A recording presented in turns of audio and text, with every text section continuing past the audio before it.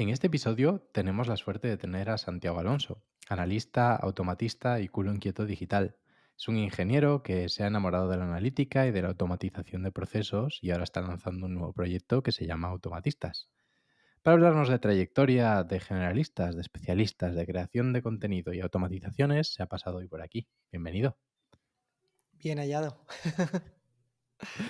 Lo primero, vamos a hablar de trayectoria, tío, porque creo que es muy particular la tuya y creo que merece la pena hacer como un buen zoom en ella, ¿no? Y entender cómo llegas al día de hoy y dar contexto a la audiencia.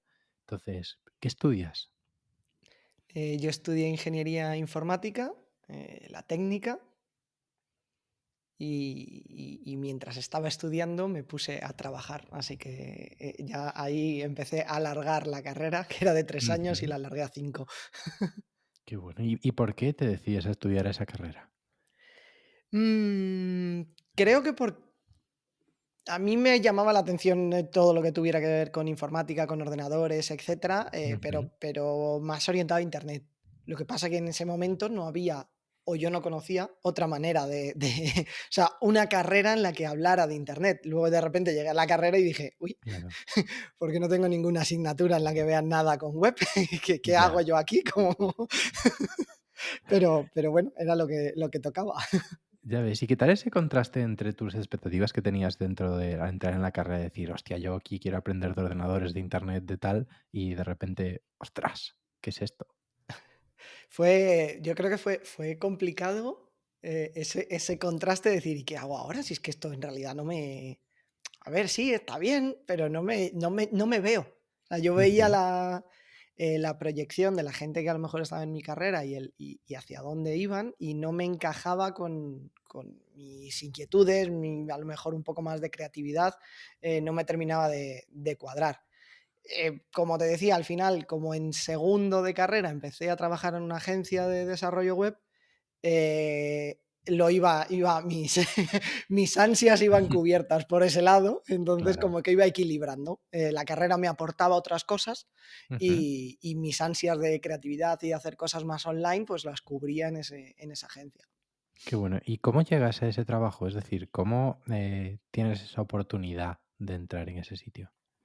Era una agencia muy chiquitita, y era casualmente el tío de un amigo mío. Y me dijo, Ujú. oye, tal, están buscando a alguien en plan becario para colaborar porque están creciendo un poquito y necesitan manos y, Claro. pues no sé, como tú estás estudiando esto, lo típico.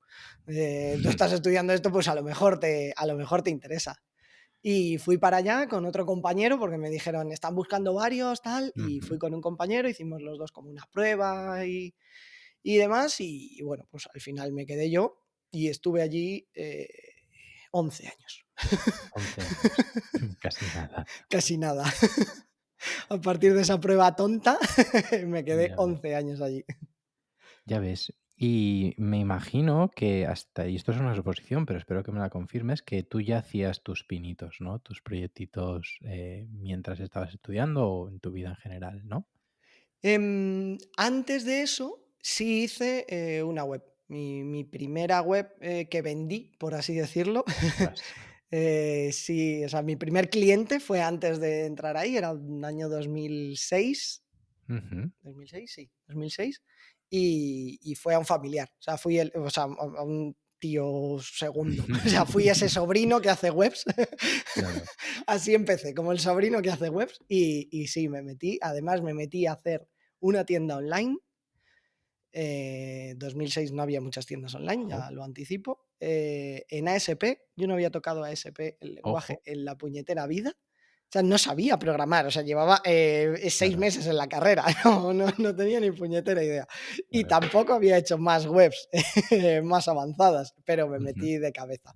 Me puse a trastear y bueno, pues salió y la Qué cobré. bueno, qué bueno. Y joder, tener ese primer cliente con tan poca edad es brutal. O Mm, sea, me parece ya un cambio de mindset diferencial respecto a probablemente el resto de tus compañeros de ese momento, ¿no?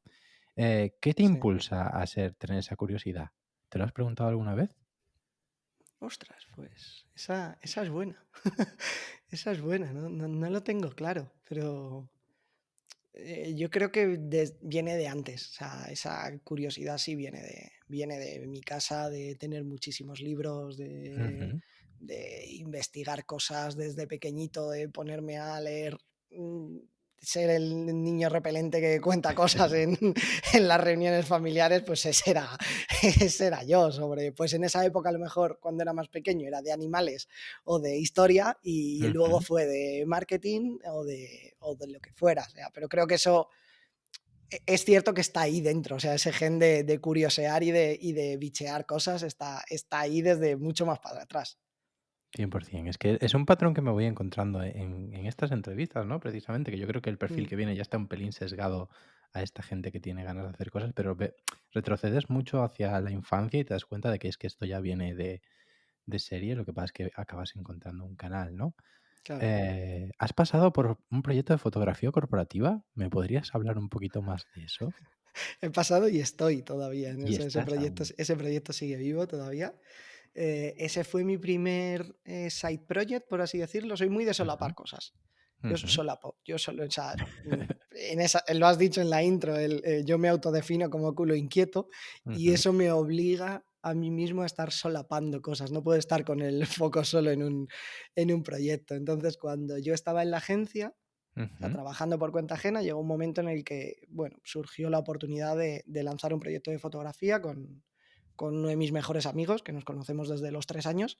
Él es ujú, fotógrafo y decidimos lanzar un proyecto así, ¿vale? Porque surgió por cualquiera que haya hecho webs, ha pasado por el momento de el cliente, una de dos, no tiene fotos y ujú. cuesta un mundo conseguir las fotos, o el que a mí me parecía más doloroso, él ha invertido fotos en unas fotos buenas de fotógrafo, pero no valen para la web. Claro. No están pensadas para la web. Porque en la web vamos a tener una foto, un slider panorámico y las fotos que le han hecho son cuadradas.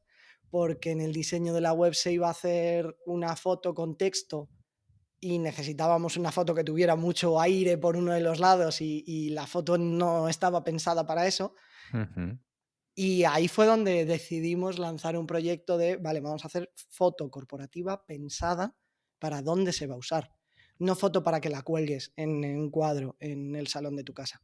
Ujú. No, no quieres eso. Tú no quieres una web para, tú no quieres una foto para lucirla, tú quieres una foto para que funcione dentro de En tu tu web. estrategia.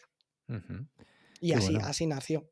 qué bueno. Y ¿Y así sigue. cuál y cuál dirías que es el mayor aprendizaje de ese proyecto? De ese aprendizaje de ese proyecto, a mí me ha servido mucho para tratar con clientes, en el Ajá. sentido de que ha sido el primer proyecto, yo no hago fotos. Entonces ha sido la primera vez que he hecho la labor solo de tratar con el cliente, pero no Ujú. ejecutar el trabajo. Y me parece Ostras. que es muy diferente Ujú. el proceso a cuando yo vendo algo para hacerlo yo, que cuando vendo algo para que lo haga mi socio en este caso. Claro. Me ha servido mucho para eso y me veo a mí mismo como que tengo distinta actitud en ese trabajo en ese negocio que en otros a la hora de cómo tratar con clientes. Pero es lo que más he aprendido de ahí, yo creo. Qué curioso.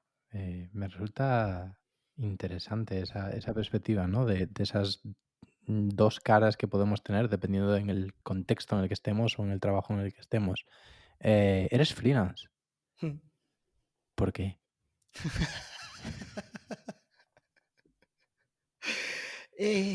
¿Por qué? Buena pregunta. Pues la verdad que te diría que por ese proyecto de fotografía. Ujú. En ese proyecto somos freelance, mi socio y yo, o sea, Claro. hay un acuerdo entre los dos, pero no hay una sociedad ni nada. Y Ujú. cuando yo estaba trabajando en la agencia, claro, es muy, muy difícil estar Ya. trabajando en una agencia y tener otro proyecto que requiera gestionar clientes, hacer trabajos, además trabajos presenciales, porque la fotografía se hace presencial, entonces era muy difícil compaginar los dos. Yo siempre he tenido una flexibilidad y una relación estupenda con esa agencia y la sigo teniendo, Ujú. pero llegó un momento en el que si quería dedicarle tiempo a este proyecto de fotografía, tenía que dejar la agencia. Claro. Pues y no quería, ¿sabes? Ese momento de no quiero arrepentirme luego de no haberle dedicado el tiempo. Dije, bueno, pues Ujú, son las circunstancias adecuadas en cuanto a mi edad, mis obligaciones, etcétera. Es el momento en el que puedo saltar y ujú. dedicarle el tiempo a este proyecto para ver si este proyecto tiene entidad o no tiene entidad. Y a partir de ahí, claro, ese proyecto me di cuenta que no tenía la entidad que yo esperaba. O sea, ese proyecto sigue vivo, pero no es mi único proyecto. Entonces, Claro, a partir de ahí tuve que compensarlo con temas de freelance 100% y hasta hoy. qué bueno. También creo que ya no sé, ya no tengo claro si yo me he amoldado en mi cerebro hacia esa vida Claro, o ya estaba ahí, pero creo que el mundo freelance a mí me da otras cosas que a lo mejor no me daba el mundo de agencia. claro. ¿Y qué fue lo que más te costó de ese contraste, ¿no? De pasar de trabajar por cuenta ajena y teniendo un side project que le dedicabas X horas, a de repente tienes todo el tiempo del mundo para ti. ¿Cómo lo gestionas? Eh, No me costó el tema que suele costar más de la disciplina, de horas o de cosas así, que suele ser, creo, o cuando hablo con otros freelancers, lo que más Ujú, suele costar, el decir, pues me tengo que levantar para hacer cosas. A mí eso no me cuesta, o sea, nunca me ha costado, pero tal vez sí toda la parte de vender, de captar, esa primera fase, aunque yo había caído ya en las garras del marketing por aquel momento, no ujú. estaba tan acostumbrado a la primera línea de batalla. Sí estaba acostumbrado a tratar con clientes, pero no en la primera fase, no en esa primera fase de venta. Entonces, esa parte yo creo que fue la que más me costó, el vender y el captar. ¿Y cómo aprendiste? No puedo decirlo sin palabrotas. Puedes decir todas las palabrotas que quieras, no te preocupes por A eso. hostias, a hostias y a cabezazos. Al final ir viendo lo que no funciona y darte cuenta que tienes que vender, que Ujú. solamente con el hacer un buen trabajo no basta.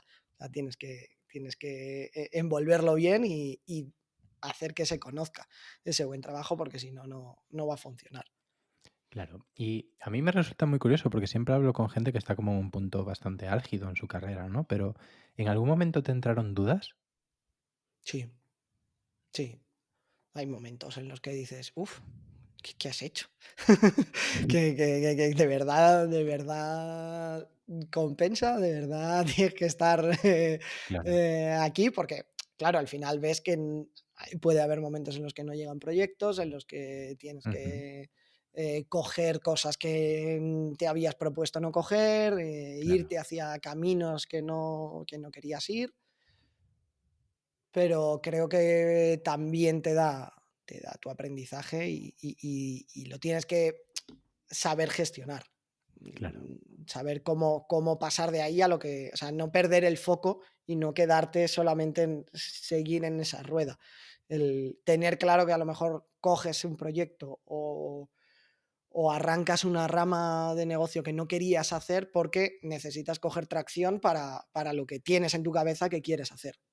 Ujú. Eso creo que también es difícil. Ese punto es difícil porque cuesta mantener el foco en lo otro si estás consiguiendo también a lo mejor clientes o dinero de otro lado.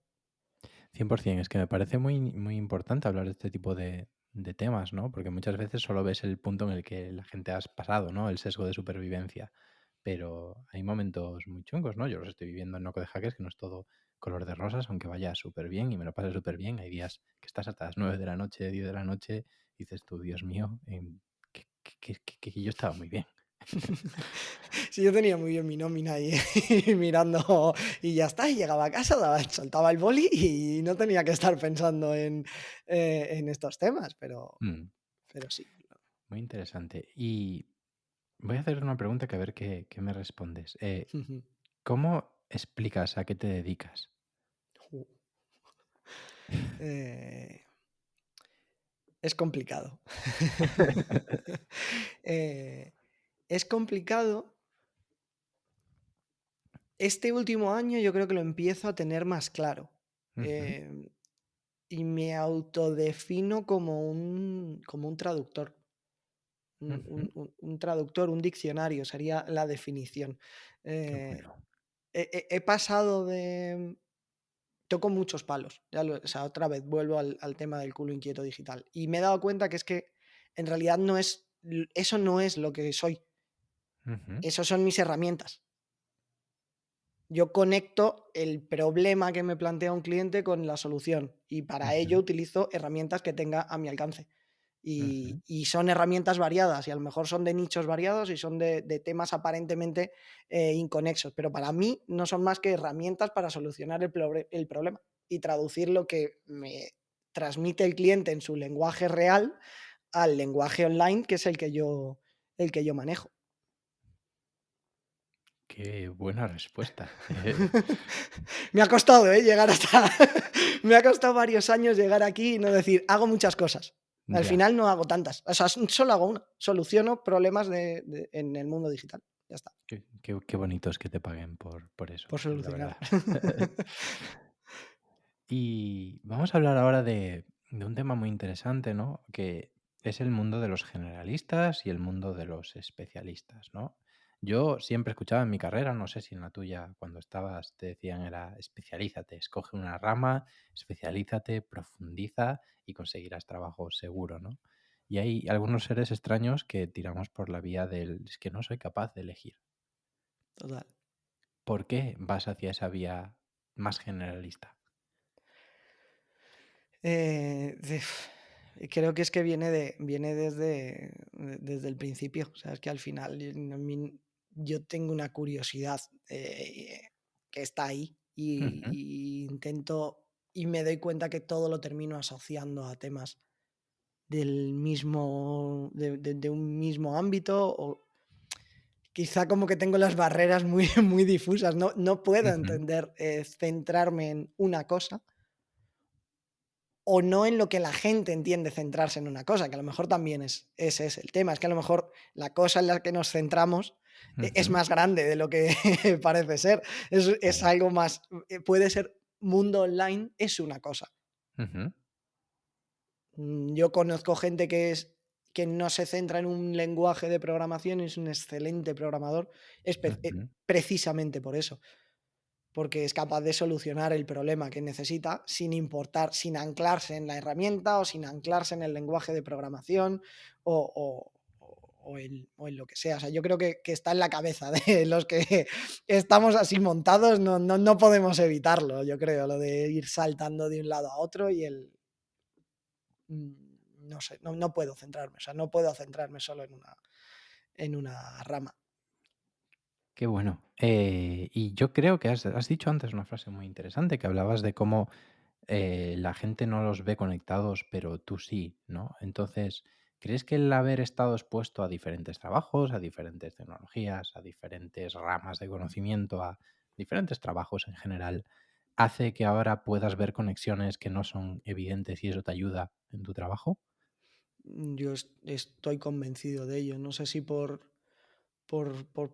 situación propia Ujú, o porque es así, pero yo en mi día a día me lo encuentro muchísimo. Con mis clientes yo creo que lo que más valoran es esa labor de traducción que decía antes. El, el decir, vale, tú no te estás enterando de lo que te está contando tu departamento técnico. Y ujú, hablando de dos departamentos dentro del ujú. mismo cliente. Decir, vale, tú ponle a él conmigo, yo te he entendido a ti, ponme a mí con él, que también me voy a entender con él. Porque Claro. como he pasado, a lo mejor no he profundizado en su rama y no tengo claro sus detalles del día a día, pero voy a poder entenderme con él en alto nivel, en ciertos temas y voy a saber por dónde tirarle. Y Ujú, es algo que valoran tanto, a lo mejor poniendo un caso real, un departamento de marketing, lo va a valorar el departamento de marketing y también me lo va a valorar el departamento técnico, porque va a ujú, decir, vale, puedo bajar esa guardia que a veces hay esas guerras, ujú, para entenderme. Otra de las ramas que yo toco, que es el tema de legalidad, privacidad, RGPD, etcétera, también lo he notado muchísimo. O sea, ahí quizá más todavía. O sea, son dos mundos que prácticamente se repelen, el tema técnico y el tema legal, es como que están Ujú. empeñados en no llevarse bien y están condenados a entenderse. Entonces ahí también es un, vale, cuéntame, departamento legal, que yo más o menos me entero de lo que me estás contando y con eso puedo ir al otro departamento y traducírselo a su lenguaje. Y al final sí, al final es eso. Yo creo que eso solamente me lo ha dado el ir saltando de un lado a otro. O eso me quiero decir. 100%. Hice justo una formación este verano cuando estuve en Transcend con Norman Tran, que es un tío que se dedica a hacer construcción de mundos, se llama así su programa, y Wow. hablaba de cómo se encontraban cosas interesantes cuando juntabas dos conceptos que aparentemente son inconexos y llegabas tú con tu particularidad y los conectabas, ¿no? Y yo creo que técnico RGPD, que si quieres nos cuentas un poquito más del proyecto, es el resumen de eso, ¿no? Te das cuenta de que una parte legal para los técnicos está como muy abstracto y viceversa, ¿no? Entonces, cuéntanos un poquito de eso. Es tal cual lo has definido. O sea, el tema de RGPD es una normativa europea que entra en mayo de 2018. Ujú, Mayo de 2016, si nos ponemos muy puristas, en realidad. Mayo de ujú, 2018 fue la fecha límite, pero es la que tenemos en la cabeza. Y podemos estar en 2022 y todavía hay muchísimas webs que no cumplen la normativa. Y para mí, y lo he defendido siempre con mi socia en ese proyecto, que es Marina Broca, es porque todas las partes que están implicadas aquí están empeñadas en no asumir que tenemos que hablar todos. Y ujú, aquí hay una parte legislativa, que es la que se encarga de promulgar la ley, que no está conectada con la realidad tecnológica. claro. Hay una parte tecnológica que no está conectada ni con la normativa ni con la legal. Y hay una Ujú, parte legal que no está conectada con la parte tecnológica.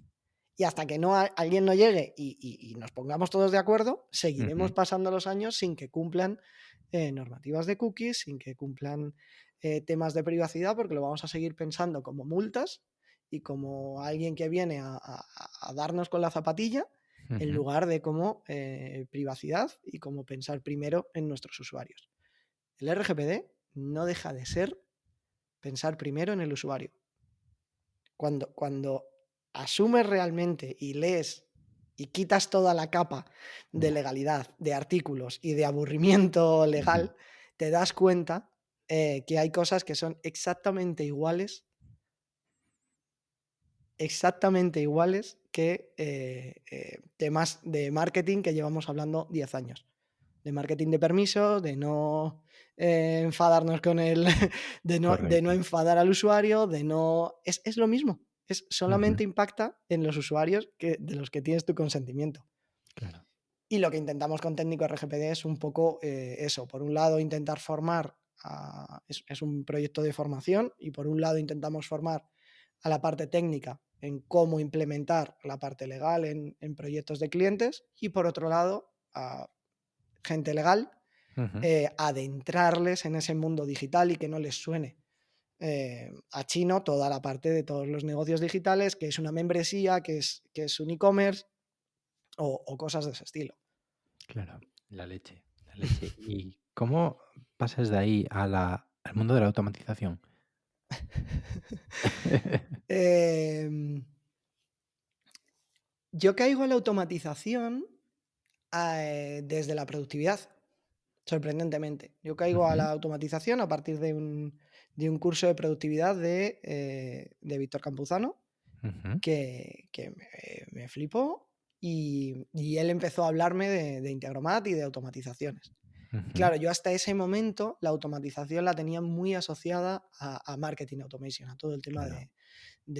pues, de chatbots, de embudos de venta, de cosas que a mí me chirriaban y que no me gustaban porque las tenía con Sí. connotaciones negativas, que no Ujú, me terminaban de cuadrar en esa época. Y ahí fue cuando caigo en la automatización y de repente veo que esto es más de productividad, de organización, de mejora, y me doy cuenta que es una herramienta estupenda para conectar ciertas partes que yo ya hacía, como era el ujú, desarrollo, como era la analítica, como era el tema de reporting que empezaba a ofrecer a mis clientes. Me di cuenta que era una manera de conectar cosas y ahí salté. O sea, ese fue un poco la asociación.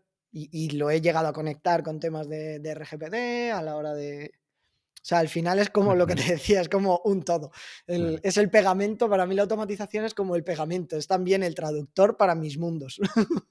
Qué bueno, qué bueno. ¿Y cómo se empieza en el mundo de la automatización, no? Si tuvieras que decirle a alguien: "Oye, empieza por aquí para aprender este camino", ¿por dónde se empieza? ¿Se empieza por una herramienta?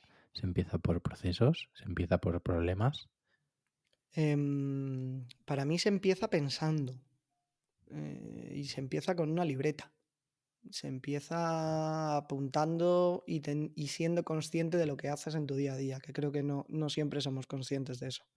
Ujú, Ahí es donde empieza una automatización. Empiezas organizándote, sabiendo lo que haces y dándote cuenta de lo que repites. Y cuando sabes lo que repites, es cuando puedes pensar que eso se puede automatizar. No antes. No.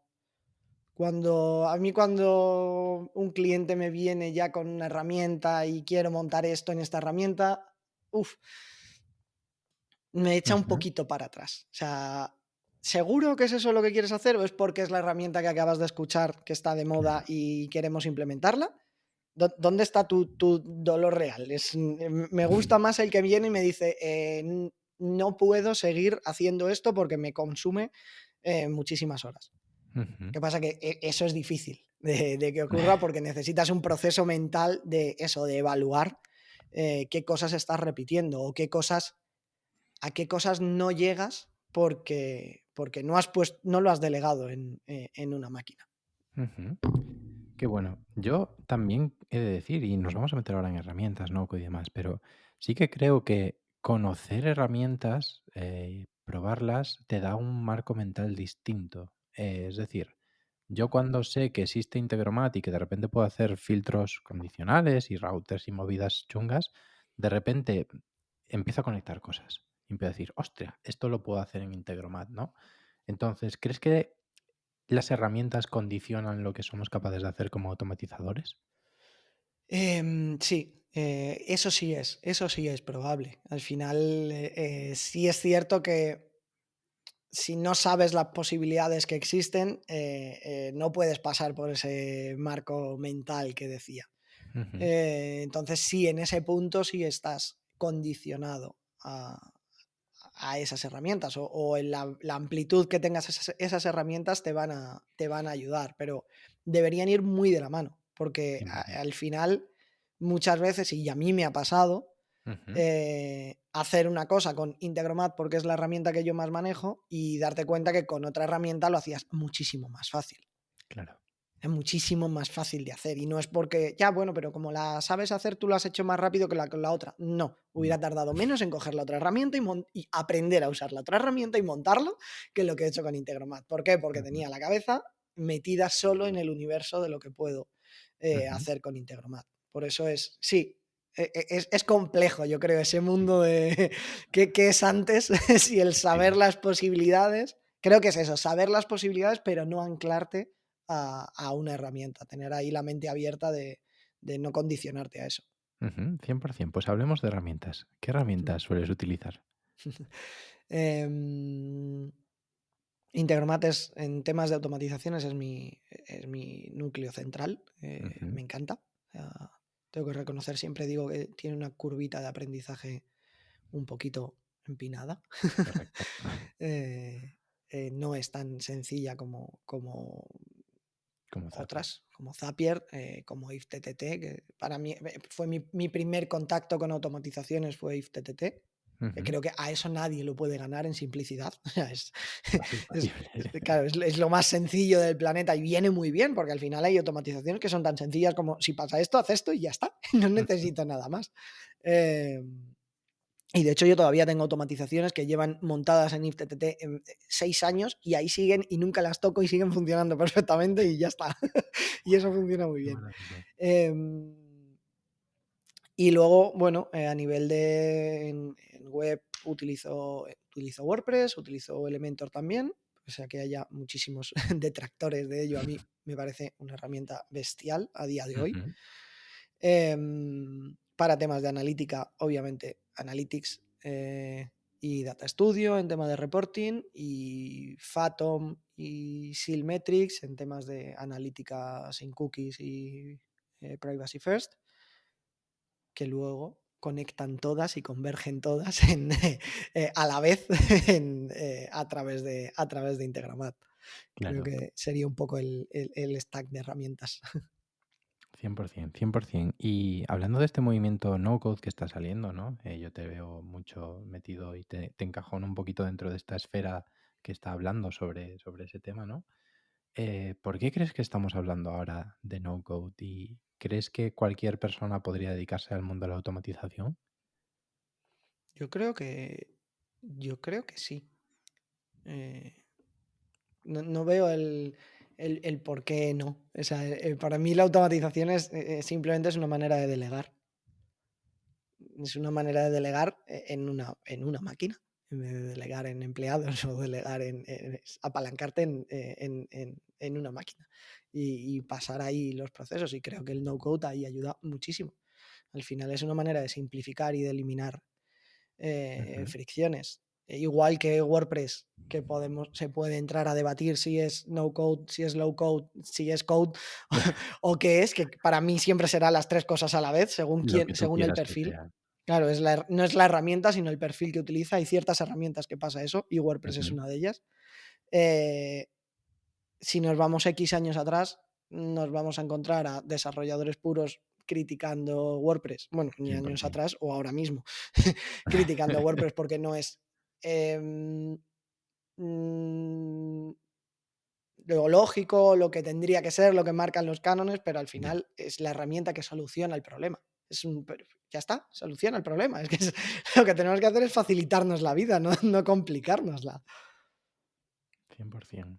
100%. Y voy a relacionar con el tema que traíamos antes de generalistas y especialistas. ¿Crees que el mundo del no code acabará generando trabajos para especialistas o trabajos donde encaje mejor un generalista?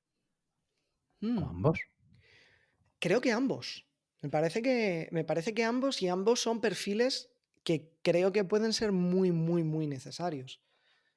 O sea, la figura de una figura generalista especializada en no code, en Ujú. todo el espectro de no code, Correcto. creo que es bestial en ciertas empresas.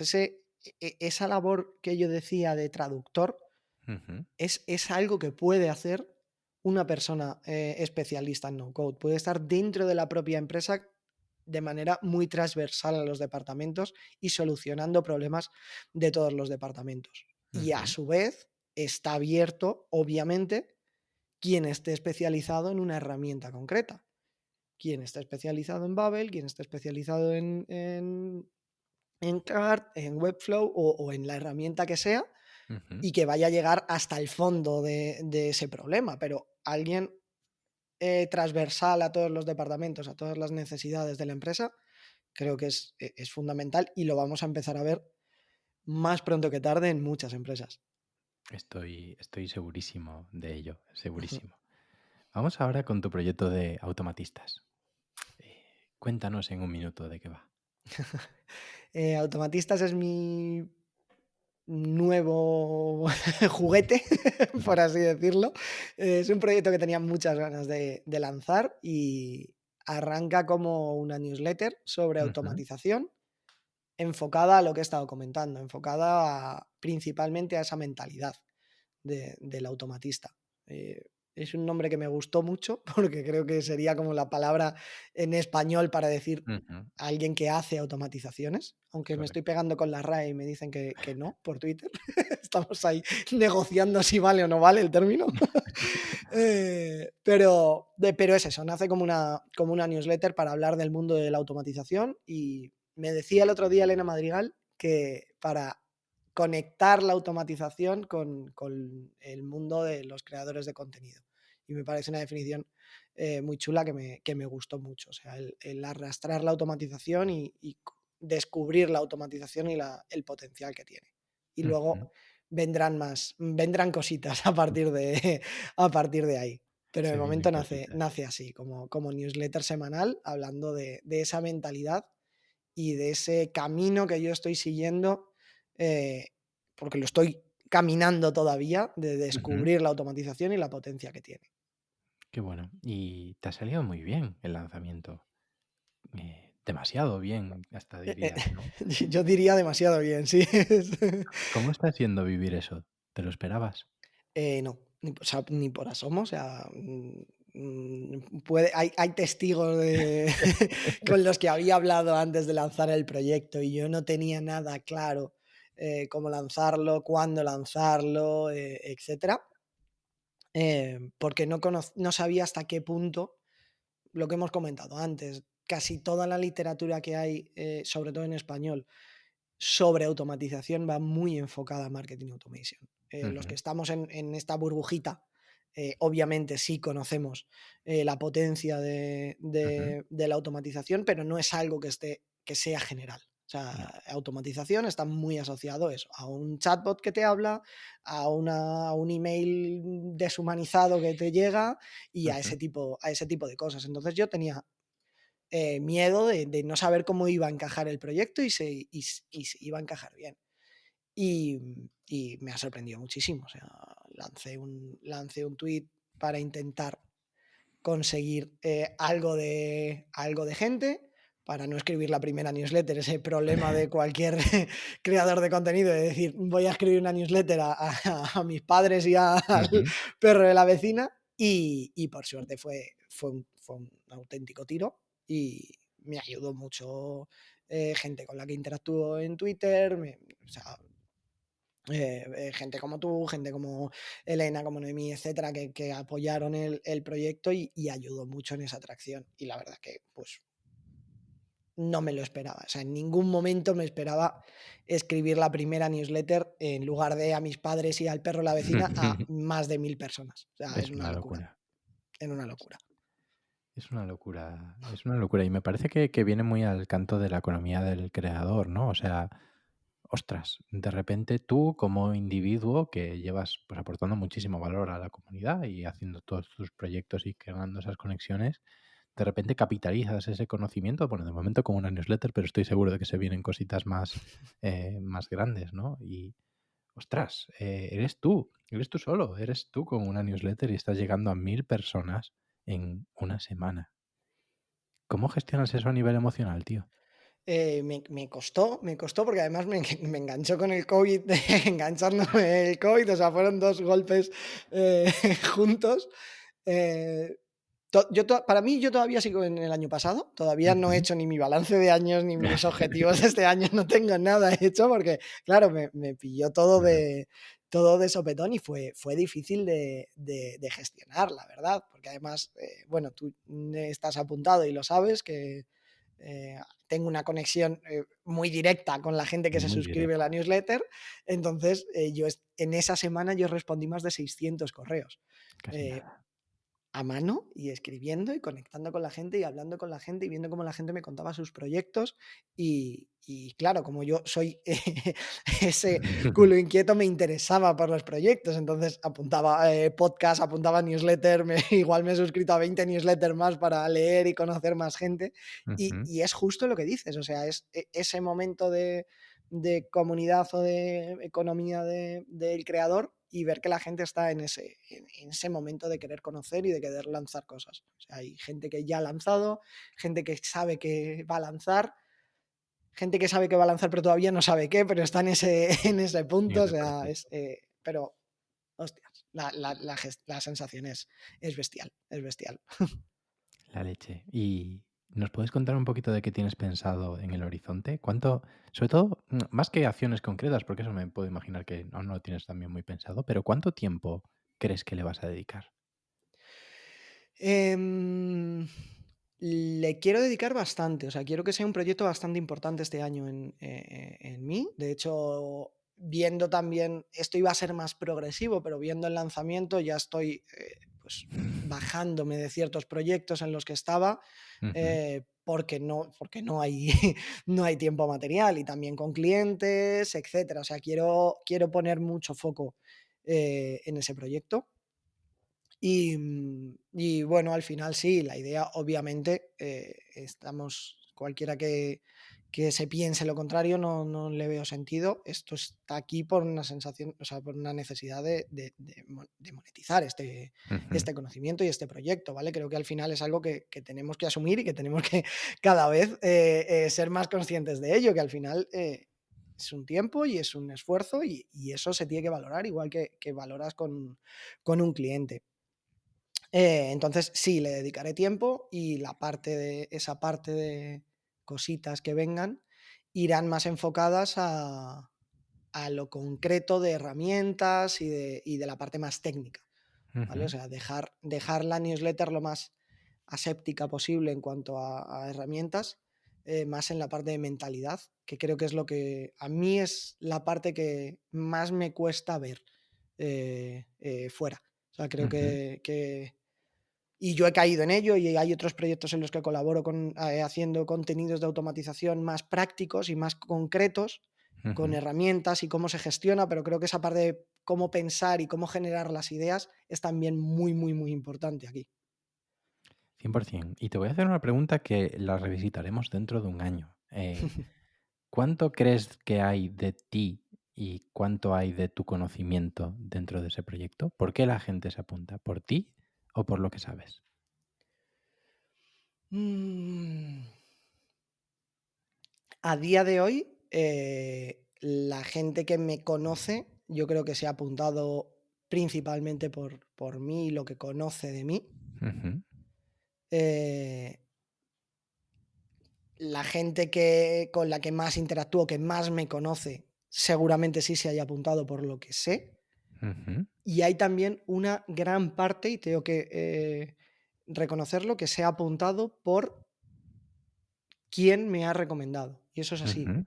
Y eso es algo de maravilloso de esta comunidad de Twitter, en mi caso, ¿vale? Que es la red que más he utilizado. Y hay muchísima gente que se ha apuntado por estoy aquí porque te ha recomendado Ujú. Elena, te ha recomendado Noemí, te ha recomendado Nudista, te ha recomendado. Y si ellos lo dicen, como principio de autoridad total, Autoritas eh, total. absoluto, de decir, estoy aquí porque ellos te han recomendado. Y si te han recomendado así, es porque tiene que ser bueno.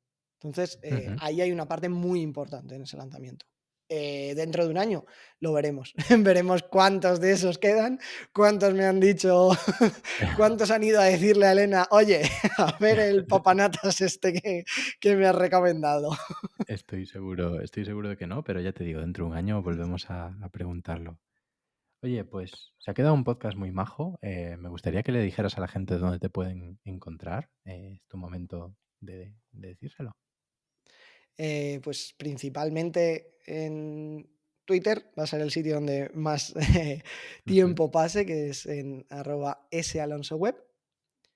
Mi web es salonsoweb.es y desde ahí pueden saltar a todos mis proyectos y a todo lo que hago y en automatistas, que ya lo hemos estado comentando. Qué bueno, pues nada, tío. Muchísimas gracias por pasarte por el podcast y dedicarnos esta horita de charla. Ha sido todo un placer y veremos cómo evolucionan tus proyectos y tu vida en general. Muchas gracias a ti, Alex, porque yo también me lo he pasado muy bien, se me ha pasado volando, acabo de mirar la hora y me he dado cuenta del tiempo que llevábamos hablando y encantadísimo de estar por aquí. Genial.